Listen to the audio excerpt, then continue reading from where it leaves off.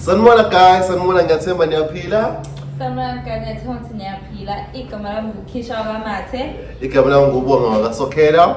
And this is Bonga and Kisha's Journey. Oh, this is Bonga and Kisha's Love Journey. So guys, namhlanje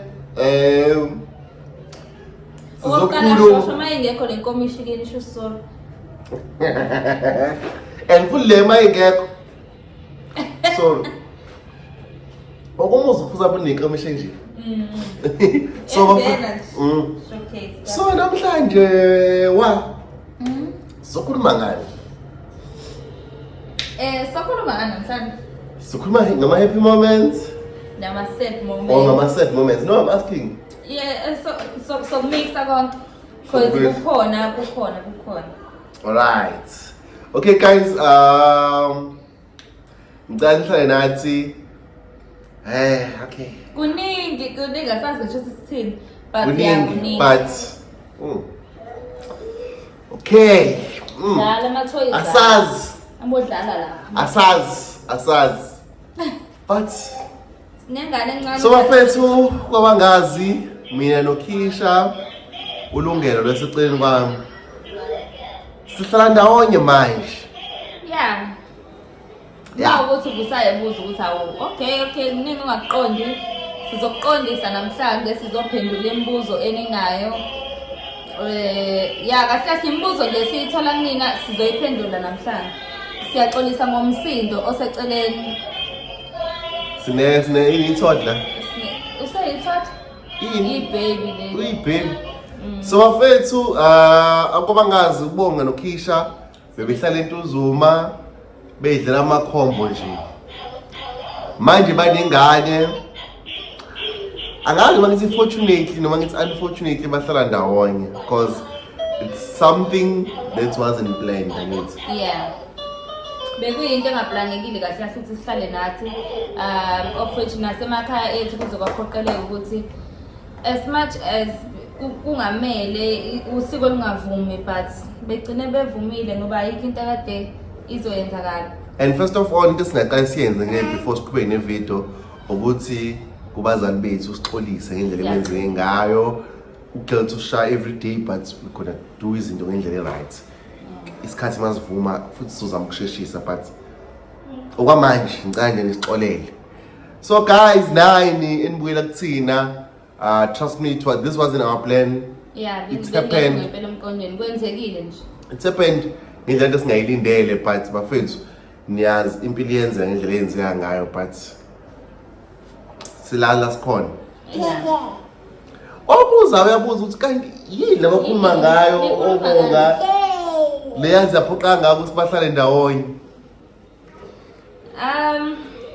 So ngizodlela uKhisha asithi halamuzi kancane leso story leso and nalokuthi senzele ukushintsha empilweni yakhe nako konke nje okwenzekile empilweni yakhe. Okay, ngizokazina ngeke ngenze nje ngizokudedela uKhisha ngizosuka la ngidedela uKhisha axoxe ukuthi ever since kwenzeka lento eyenzeka and kwenzekani wayehlala la nobonga kumphethe kanjani and life injani manje because we all can see ukuthi ayisekho into uzomisa ngala impilo.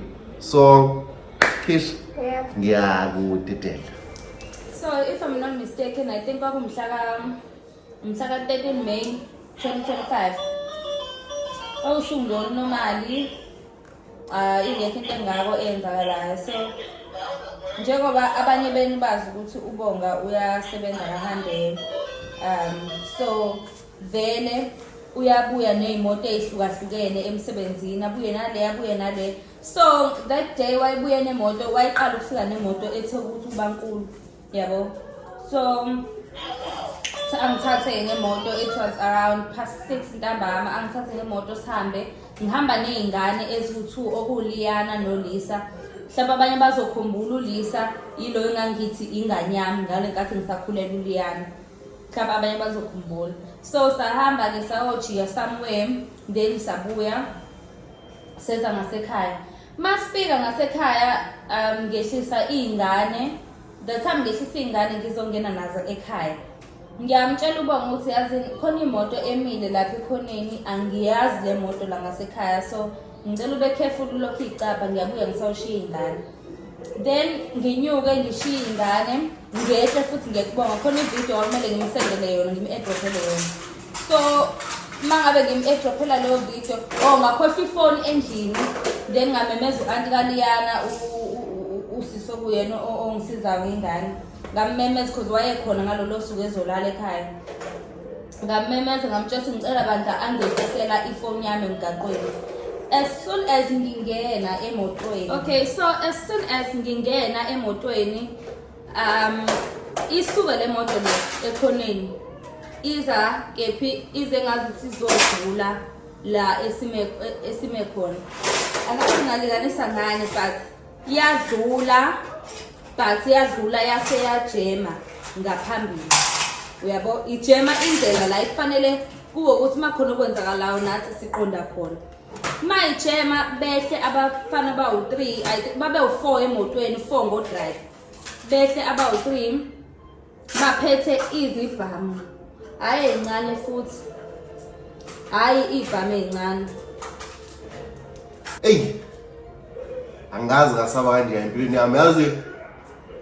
Hibo.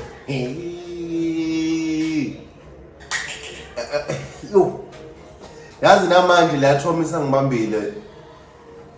So let's send that mengifika eNtuzuma ngifisa ngathi mengeNtuzuma ngifisa ngathi ngingane nendlela ukufika ngiphethe isibhamu. Because ayikho into esengiyithemba but mfethu yo.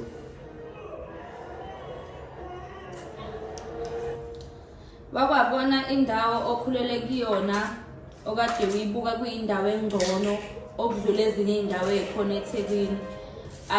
Obuhlezi uzwa ngendaba izinto ukuthi ziyenzeka but awukazi ukuthi uyibone seyifike eduze. Angazi ngiphatheke kabuhlungu kanje, angani noma ngithi ngiphatheke kabuhlungu noma ngizwa even manje angani noma ngithi ngiphatheke kabuhlungu or indawo engikhulele kuyona engizalelwe kuyona ngakhulela kuyona sengizonda ngaleyo ndlela. But angifuqawa manga from that day iNtuzuma ngiphindaka ngayibuka ngokufana.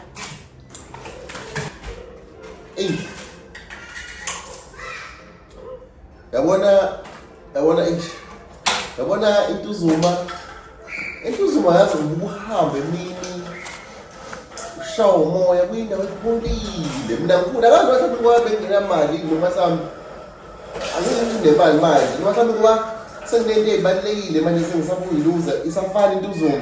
Ngihlele ibuza imibuzo wona. iNtuzuma isafana imile senginezinto ezengisabuziluza noma iNtuzuma isishintshile.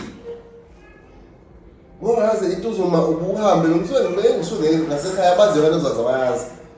Onqamela ubhekele ecollege. Ngishayela umoya but manje ngisakwazi ukuphuma ngekhaya esitolo ngicathi ukusaba. Iweather yakhona sengigcina ngezithombe ngayi angazi ngithini.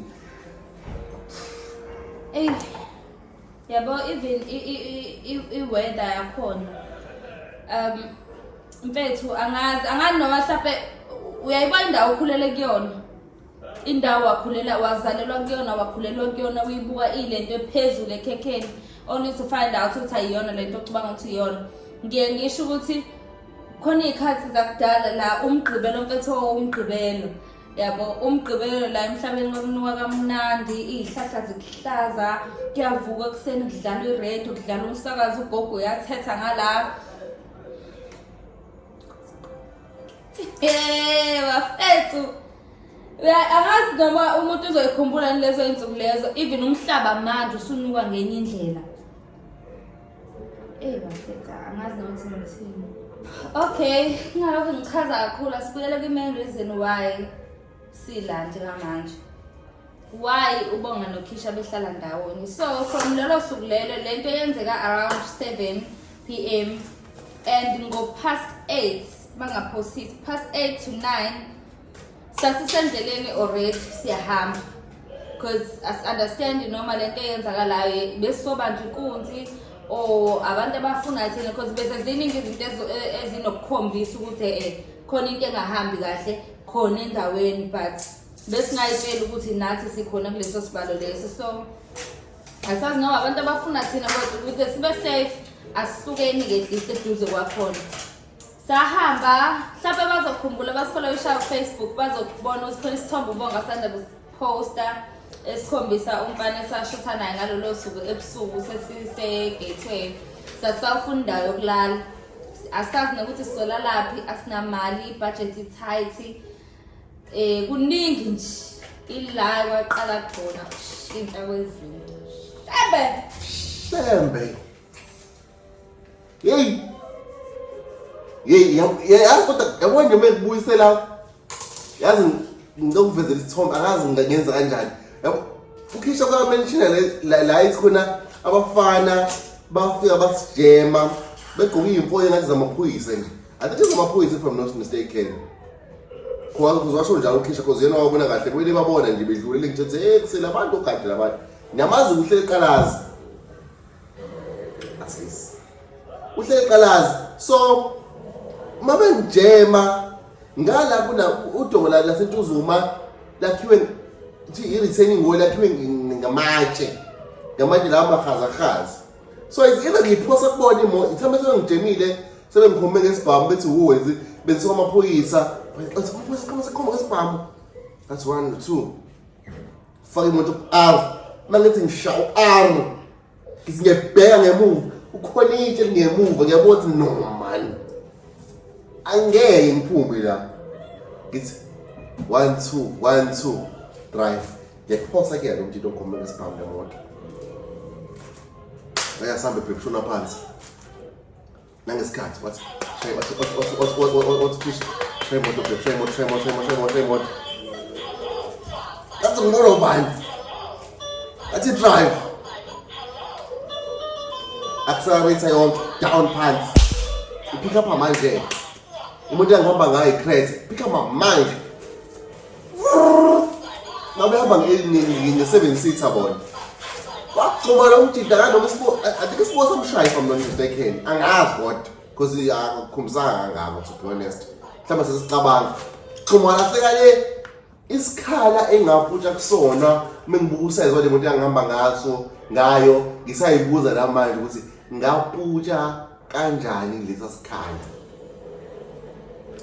ila ngabona khona ukuthi uNkulunkulu ukhona lesa sikhala ongamumele ngiphutsha kusona mina abona lesa sikhala lesa sayibuza sinowa sihlenda ukuthi ima wait siphutsha kanjani because even ngisho umuntu ngihamba kona from that day Ben mandi ngiyaphenika ngithukile nje manje ngihamba emgaqweni wama-dry owamakhaza iseNtuzuma khona nabanye abaphuthula bathi ngisawushaya wambhaqo sawuqeda without ukulimala without ukungqubuzeka sasafika phezulu ila ngabona khona ukuthi yabo la bese drive uNkulunkulu hayi mina ayibafanele ngimkhonzayo.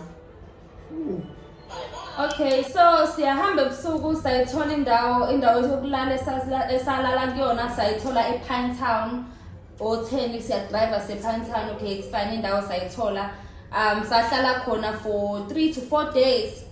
Salala khona ubusuku obu3 day 4 because ngoba sihleli vele sihambe siyayifuna indawo asazi ukuthi sizoyitholaphi. Mangabe uhlala eThekwini you will know ukuthi kunzima kanjani ukuthola indawo yokurent eThekwini. Okay, sayithola ke indawo. Into esisele manje umzali ngimtshela kanjani ukuthi ma sengizohlala nomfana. Umtshela kanjani umzali leyo nto leyo because manje okokuqala umuntu omazi uma wami uyazi ukuthi uma mfethu ukholwa lento eserious lento eserious okwangempela futhi ayikho enye into ezomphazamisa. Okokuqala ngiyamhlaza bazothina abantu abasondelene naye uyabo lento engiyenzayo but ekugcineni kosuku bekumele ukuthi yenzeke because Kubeka ngenzela ukuthi angalephazamisa. Phela mangibona No, khona lo.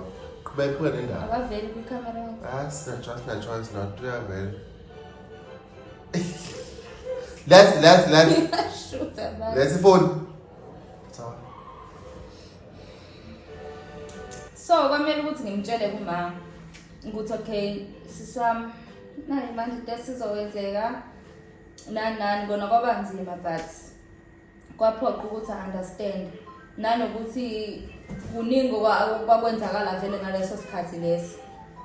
But ngale kokudelela nani kwaphoqa ukuthi iyona into ekumele angazi ngichaze ngithini, but isimo sasiphoqa kanjalo ukuthi sihlale ndawonye.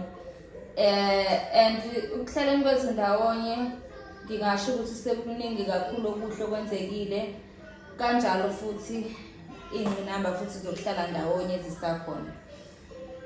Njengamanje we're going through isikhathi esinzima, ngifuna ukuthi esinzima kakhulu because asikakafiki la esingathi khona sekunzima, but siyabona ukuthi sizoqala ishubu, yabo. Asikho right financially, asikho right mentally, okuze kudlulele nasekutheni ungekho right mentally automatically umzimba nawe uya-affecteka. But yeah, so thina isona sikhathi lesi bekufanele sibe kusona, isona lesi sikhathi bekufanele sibe kusona. So qhubeka mfethu siphile, sibone ukuthi kwenzeka kanjani, sibone ukuthi siphila kanjani. But yabona ukuphila Hey, yeah. So mentally asikho right, but I think ningaze nisidabukile kakhulu. I think mhlambe asikho right ngendlela positive. Ukhula because now asekho ekhaya la awurenti khona. Mangayithenga ngegrocery kumele uthenge ngeke uzothini. Manje igrocery ewu4K usuku sesipha reality kuwena ukuthi okay khona igrocery ewu4K khona rent empilo lakhe zo above 9,000. I-rent above 9,000 yes ikhona. Yabo emqondweni wakho konke lokho kuyaklik. Ukhisha is renting the space so wenza business lakhe not less than imali serious. Khona umuntu amkhokhelayo emsebenzini. I think ngitshela ukuthi ama expenses wakhe nje engakubani wasele endlini they are not less than imali serious. Not less than angazi noma ngisho yini. Angazi noma ngisho yini. But siyawuthi ngisho they are not less than 20k. They are not less than 20k. Ama expenses wakhe. So ngingasho ngithi mhlambe singathi financially we are not doing good because sisa introduce kule mpilo ukuthi umuntu kumele ayimele lokwangampela, hayi uyimele ukuthi ngiyaphuma nje ngoyimela, yabo. Uyimele ukuthi I'm starting my own business, ngizozifanda mina, ngizoba nabantu engibakhokhelayo. Yo, so ngingasho ngithi mina indlela okukhula. Mhlawumbe ngenze omunye umuntu silandelayo mhlawumbe phela ngiyazi nasithanda kazi. You guys are going through a lot, no, ngendlela positive. Ningizwe kahle, we are not doing good. Ngendlela positive because now we have to take any money from ama earnings wethu sise somewhere. You understand? Yeah, so bafethu nami ukufakaza le nto okuhlala kwakhe kwami noKhisha. Ngiyabona abaye bethi uKhisha ukipitile or whatsoever. Sasisabele kumina ukuthi le gaba lethu ukipita liphela. I know. And I'm working on that. Ukuhlala kwethu noKhisha nganqaba kaningi, but ukumbona ukuthi ufila kanjani mase eduze kwami kwangenza ngathi decision ukuthi okay no what sifana uzohlala nami because even esasentuzuma okay uKhisha ebehlele feel safe mase eduze kwami, understand. So ngathi azini no it's fine ufuna ukuhlala nami, why ngamvumeli because qinisa siyathandana vele qinisa sophelela ndawonye, understand. So yeah bafethu yazi khona into eyayihleli ingidla ngalesithi ngalento yenzeka lapha kathi sisentuzuma besibambe inkunzi wesanda kumhambisa uLiyani endlini. So engqondweni yami njalo into engenza ngiphenike or ngithuke or ngishaya uvalo mengingena entuzuma ukuthi what if lento yenza khona ingane yami phakathi emotweni and ivele yenze basikhombe bantu bafika kuthina. Ingane yami iyathuka ngendlela ukuthi even nothosa ama imoto bakhona ubhunqunqu nje ayisafuni ukuhlala leyo moto leyo. Iyona into engistress ukuthi what if lento liyayenzeka, uma yenzeka kanti khona ingane bese yenzeka ngempela.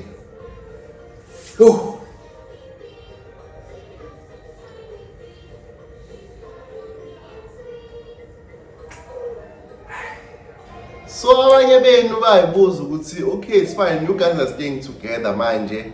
So impilo isinjani? So bafethu safika nini la? Safika ngoMay 15. Safika ngoMay 15 and mina nawe besijolula kakhulu ngithi. Yeah. So besixabana kakhulu singakahlali ndawonye. So mase sihlala ndawonye okay kale sihlala sihlala ndawonye bekhona izinto zenzeka sixabana kakhulu ingam-understandi so sihlala ndawonye sesithola okuningi ngobuye nomunye. So into engisho mina ukuthi kule video ezolandela singena ukuthi kwenzakalani manje ezubaba mina ngibehave kanjani yini esengenza ehlukile yini aseyenza ehlukile kade ngeke ungihlaba ngendololwane. Angithandi ukuhlatshwa ngiyamazi. Cha kuthi indololwane. Eh. Awuthandi.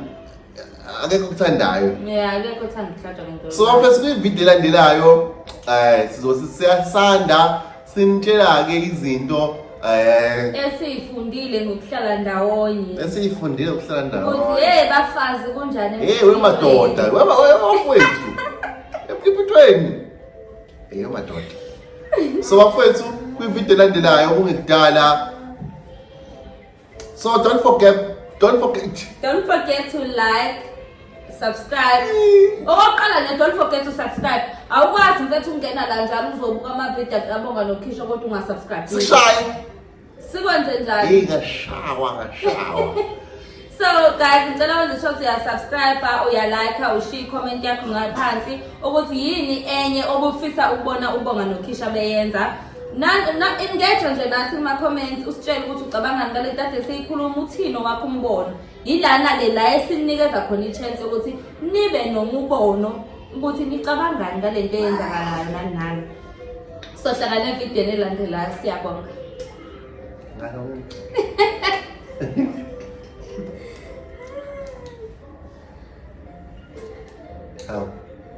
Oh.